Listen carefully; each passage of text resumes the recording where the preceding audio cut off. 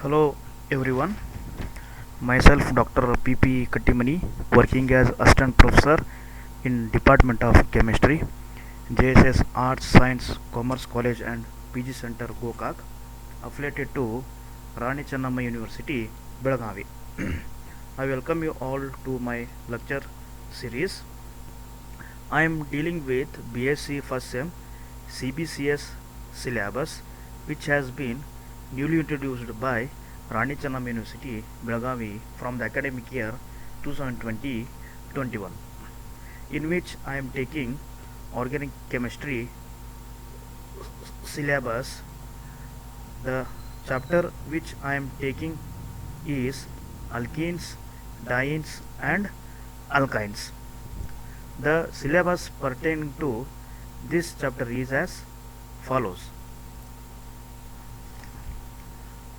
So, in this chapter, we have to study the method of preparation of alkenes, dienes, alkynes, and their chemical reactions. So, before going to the topic, let me speak up the importance of chemistry. Yes, chemistry has got a huge applications in almost all the fields. So without chemistry, we cannot even think of this universe, because the formation of the universe, the solar system, the planets, all these are due to the chemical reactions that has been taken place. So without chemistry, there would be nothing in this world. In our day to day life, we come across so many chemical reactions. To quote some of these, the clothes we wear, the chair we used to sit, the pen we use, the perfumes, the books, the bricks, the cement, the medicines which we take, whatever the materials are there are made up of some kind of chemical compounds. Take for example our body, which contains millions of billions of cells, which are also made up of so many chemical compounds. So when we cut an onion, we get tears in our eyes. This is due to a irritant chemical that is released by the onion into air, which get entered into our eyes. Due to some chemical reaction, we get tears in our eyes. So chemistry starts before our birth, and also it remains after our death. So chemistry has got very wide applications, and without chemistry we cannot even imagine our daily life. And as you all know, chemistry is broadly classified into three sections: organic chemistry, inorganic chemistry, and physical chemistry. Organic chemistry deals with the carbon containing compounds, whereas inorganic chemistry deals with the compounds other than carbon, and physical chemistry deals with the some physics aspects, which deals with the theoretical concepts. And also, depending upon the specific studies, chemistry has also been divided into various branches, such as analytical chemistry, biochemistry, pharmaceutical chemistry, polymer chemistry, and industrial chemistry. Then coming to organic chemistry, as I said you earlier, organic chemistry deals with the carbon containing compounds. Organic compounds are also known as hydrocarbons, because organic compounds are usually made up of carbon and hydrogens. Hence, organic compounds are also known as hydrocarbons. These hydrocarbons, depending upon the structure, are classified into three classes: alkanes, alkenes, and alkynes, which you have studied in your schools. So alkanes, you all know, contain carbon carbon single bond.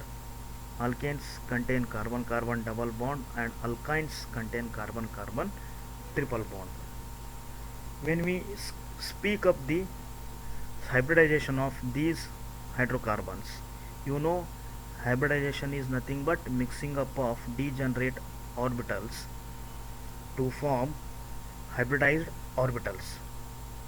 So degenerate orbitals are nothing but orbitals having same energy.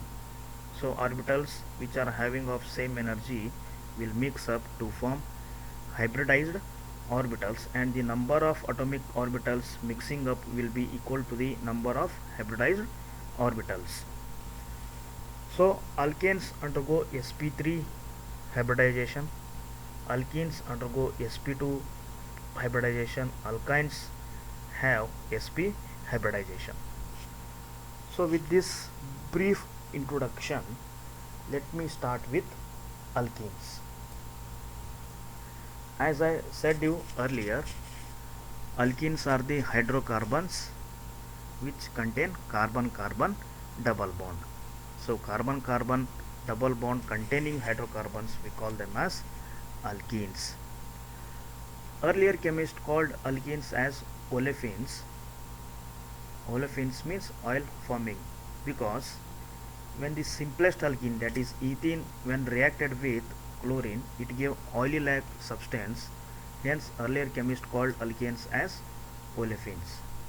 Alkenes have also got biological importance, wherein ethene act as a plant hormone. So you can see here the structure of the simplest alkene, that is ethene, which contains two carbon atoms and which are sp2 hybridized carbon atoms. Each of these carbon atoms are sp2 hybridized, and which forms 3 sp2 hybridized orbitals. Among the 3 sp2 hybridized orbitals, 2 sp2 hybridized orbitals overlap with the 1s orbital of the hydrogen to form 2 CH sigma bonds, and the other sp2 hybridized orbital overlaps with the sp2 hybridized orbital of other carbon atom to form carbon carbon single bond, which is a sigma bond. There will be unhybridized p orbital on both the carbon atoms, which will overlap on either side to form pi bond. So in a ethene, among the two bonds, one bond is sigma bond and the other bond is pi bond. And since alkenes are having fewer the maximum number of hydrogen, they are called unsaturated compounds. Next we shall see the methods of preparation of alkenes. For your syllabus you have to study two methods of the preparation of alkenes. One is dehydration of alcohols and the other is dehydrosilylation. Dehydration of alcohols. The name itself indicates dehydration means removal of a water molecule is called dehydration, and for dehydration we require dehydrating agent. So when alcohol is heated with dehydrating agent such as concentrated sulfuric acid, it will undergo dehydration to give alkene. So this is a general example I am taking here.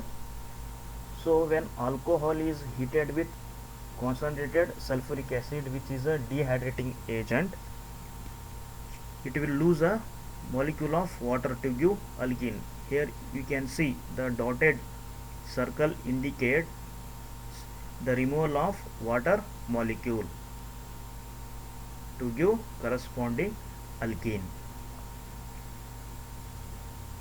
For example, when ethanol is heated with concentrated sulfuric acid at 160 to 170 degrees centigrade, we get ethene with the loss of water molecule. Here ethanol will undergo dehydration to give ethene. Likewise, when propanol is heated with concentrated sulfuric acid, we get propene with the loss of water molecule. Hence, when alcohol is heated with dehydrating agent, we get corresponding alkene.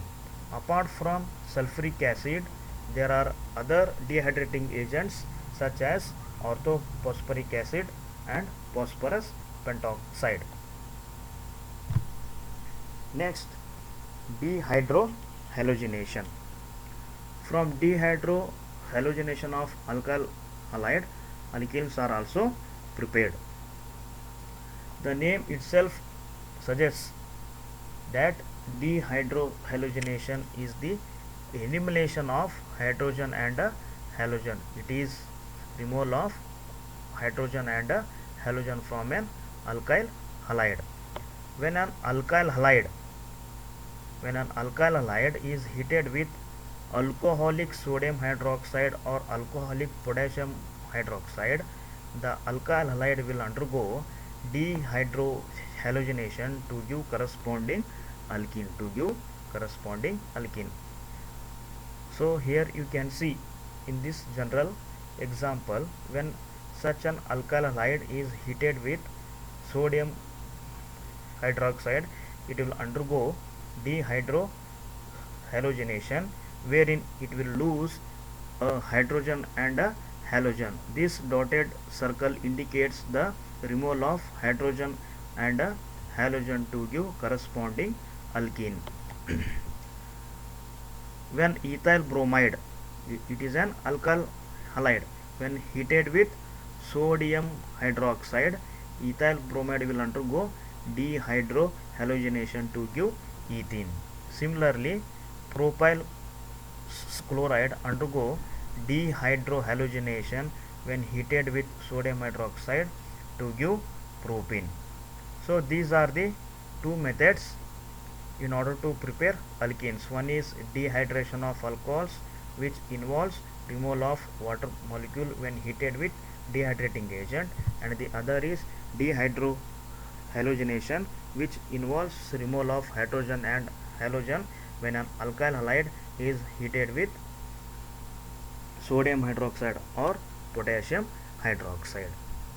The examples which I have quoted here contain the halogen bonded to terminal carbon atoms. When such an alkyl halide is used, we can easily write the product. But what if the halogen is attached to the carbon atom other than the terminal carbon atoms? When such alkyl halide undergoes dehydrohalogenation, take for example 2-bromobutane, in which the halogen is attached to the carbon atom other than the terminal carbon atom. Terminal carbon atom is nothing but the last carbon atom, we call it as terminal carbon atom. So here you can see the halogens are attached to the terminal carbon atom, in which from which we can easily write the formation of alkene.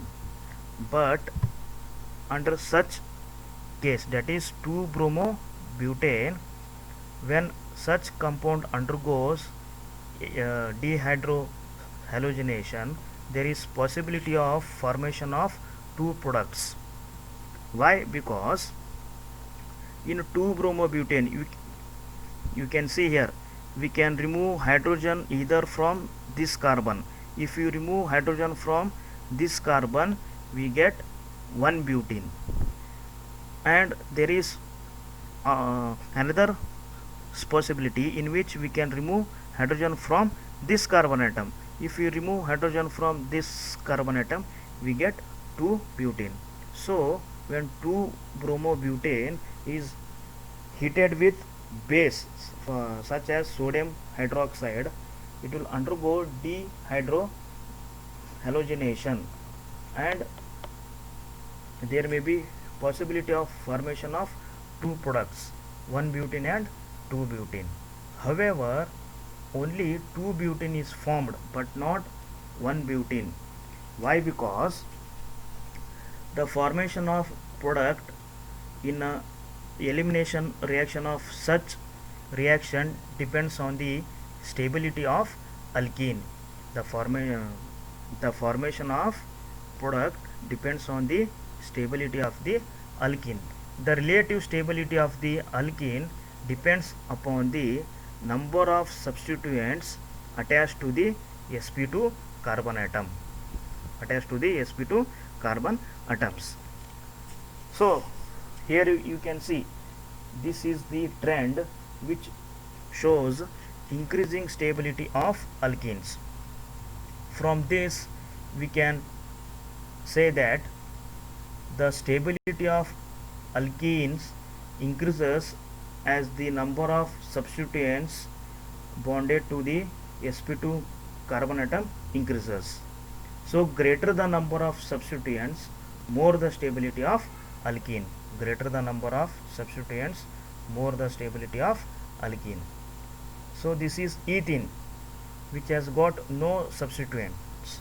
So this is least stable. Next, you take this ethene, which has got one substituent attached to the sp2 carbon atom. So this alkene is stable than this alkene. Add one more substituent, so this alkene becomes more stable than this alkene, since this alkene has got two substituents. This alkene is more stable than this alkene because it has got three substituents. This alkene is more stable than this alkene because this alkene has got four substituents. Therefore, the stability of alkenes depend upon the number of substituents attached to the sp2 carbon atom. As the number of substituents increases, the stability of alkene also increases. Then coming to this example, here you can see there is possibility of formation of two product when 2-bromobutane undergoes dehydrohalogenation, that is 1-butene and 2-butene, but only 2-butene is formed because, as I said you earlier, the more substituted alkene is formed. Here you can see the 2-butane has got two substituents, whereas 1-butane has got only one substituent. Therefore 2-butene is more stable than 1-butene. Hence only 2-butene is formed but not 1-butene. Then how to predict the product under such reaction? Thanks to Alexander Seizov, who devised a shortcut in order to predict the formation of more substituted alkene in an dehydrohalogenation of alkyl halide. As we all know that dehydrohalogenation of alkyl halide leads to alkenes, but when there is possibility of formation of two products, we should write only the most substituted product. In order to predict the formation of more substituted product, Alexander Seizov devised a shortcut, and this shortcut is called Seizov rule. According to Seizov rule, the more substituted alkene product is obtained when a hydrogen is removed from the beta carbon that is bonded to the less hydrogens. This can be easily understood when we take an example. Here I am taking 2-bromobutane. Yes. So the carbon atom which is bonded to halogen, this carbon atom is called alpha carbon atom, and the carbon atom adjacent to alpha carbon atom we call them as beta carbon atoms. In 2-bromobutane there are 2 beta carbon atoms. According to Sayzoff rule, the more substituted alkene, that is 2-butene, is obtained by the removal of hydrogen from that beta carbon which is bonded to less hydrogens. In 2-bromobutane there are 2 beta carbon atoms. One beta carbon contains 3 hydrogens and the other beta carbon contains 2 hydrogens. So in order to get more substituted alkene, we have to remove the hydrogen from that beta carbon which is bonded to less number of hydrogens. So if we remove hydrogen from this beta carbon atom, we get more substituted alkene. So this is a shortcut devised by Sayzoff in order to get the more substituted alkene when an alkyl halide undergoes dehydrohallucination. Yes, so Sayzoff predicted a device in order to get the more substituted alkene in an elimination reaction of alkyl halide. Then another elimination reaction is there, that is Hofmann elimination, which gives information of the formation of least substituted alkene. So Hofmann reaction is nothing but it is the reaction of a quaternary ammonium ion with base. According to Hofmann, the least substituted alkene is obtained when hydrogen is removed from the beta carbon that is bonded to more hydrogens. This could be understood by taking an example. So this is the quaternary ammonium ion, wherein the carbon which is attached to the quaternary ammonium is called alpha carbon atom, and the carbon atoms adjacent to alpha carbon atom are called beta carbon atoms. Then according to Hofmann elimination, in order to get least substituted alkene, we have to remove the hydrogen from the beta carbon which is bonded to more number of hydrogens. Since this quaternary ammonium has got 2 beta carbon atoms, in order to get least substituted alkene, we have to remove the hydrogen from this beta carbon since it is bonded to 3 hydrogens. Hence we get least substituted alkene. So these are the 2 elimination reactions from which we can easily predict the alkene formed. In Sayzoff elimination, we get more substituted alkene from the dehydrohallucination of an alkyl halide, wherein in Hofmann elimination we could write least substituted alkene from a quaternary ammonium ion.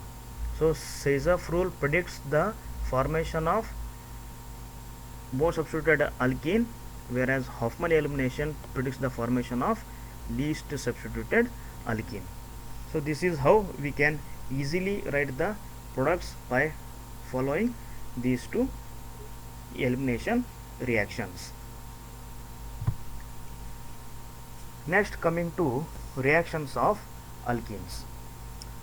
So organic reactions usually occur between electron rich atoms or molecules and electron deficient atoms or molecules.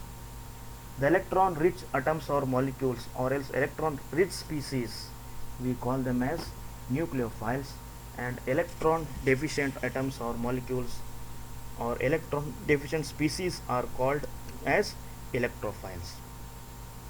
So in other words, organic reaction occur between electrophiles and nucleophiles, or in other words, organic reaction occurs between electron deficient species and electron rich species.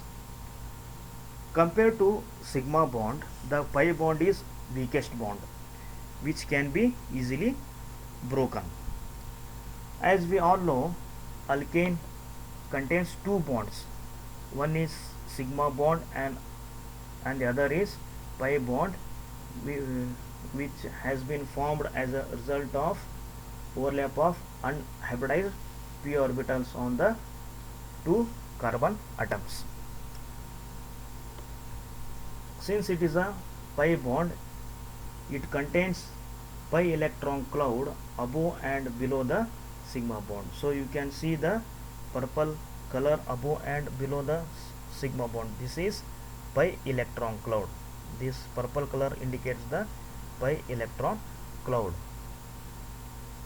Since alkene is having pi electron cloud, it is electron rich molecule. It is electron rich molecule. Since we know that electron rich species are called nucleophiles.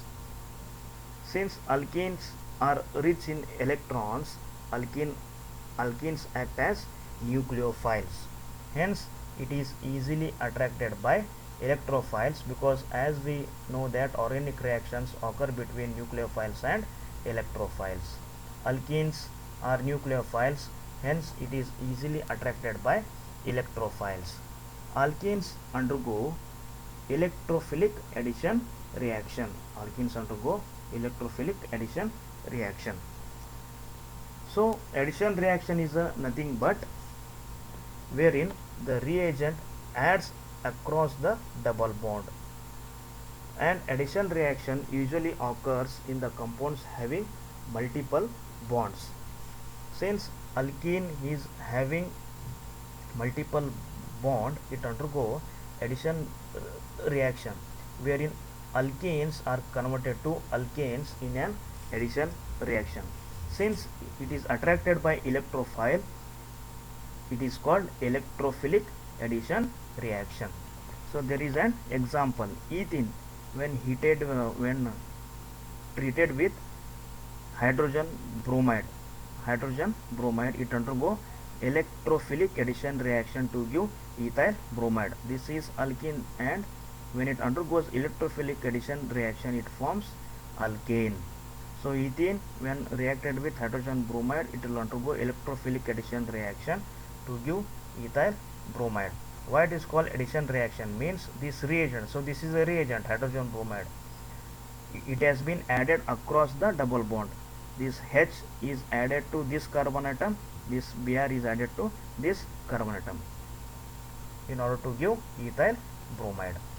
And this electrophilic addition reaction takes by two steps.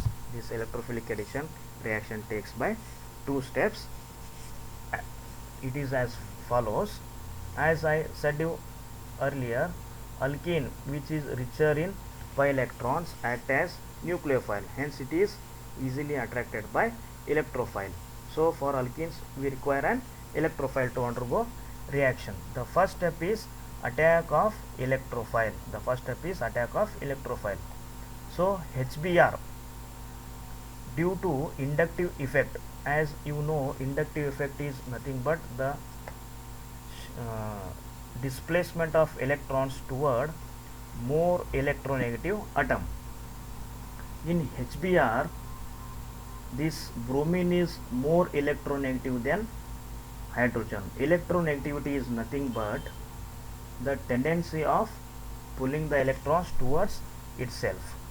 Since Br is more electronegative than hydrogen, the bonding electrons between the hydrogen and bromine are shifted towards bromine. Because of this, hydrogen will acquire partial positive charge and bromine will acquire partial negative charge. Because of this charge distribution, alkene is attracted by this partially positively charged hydrogen, which acts as electrophile. Hence alkene attacks the electrophile. This is the first step, which forms carbocation. Since this carbon atom has lost electrons, it attains positive charge to form carbocation. Carbocation is nothing but it is a positively charged carbon atom. This bromine goes along with the bonding electrons. You can see the arrow mark, it is shown from the bonding electrons, hence it is carrying the bonding electrons, it attains it gains electrons, hence I have written Br minus. So this is the first step. Electrophile attacks the alkene to form carbocation and it will give bromide ion. The next step is the carbocation, which is a electrophile. Since it is positively charged species, it is electrophile. It is attacked by Br minus. This bromide ion is a nucleophile. Since it is electron rich species, organic reaction takes between electrophile and nucleophiles. These two are attracted by each other. The nucleophile will attack this carbocation to give corresponding alkane. So alkene is converted to alkane. Alkene is converted to alkyl halide. So this is a simple mechanism. It takes place by two steps. The electrophilic addition reaction takes place by two steps. First is attack of electrophile to form carbocation. Next is the attack of nucleophile to the carbocation to form alkyl halide. So these are the some of the examples. 2-butene when reacted with hydrogen bromide, you get 2-bromo-butane. The simplest way to write this the product is we have to add this reagent across the double bond. You put hydrogen to one of the carbon atoms which is double bonded, and you add Br to the other carbon atom, you get the product. Similarly, 3-hexane when treated with hydrochloride, you get 3-chlorohexane. One the hydrogen adds to one carbon and chlorine adds to the other carbon. So it is very simple to write the product.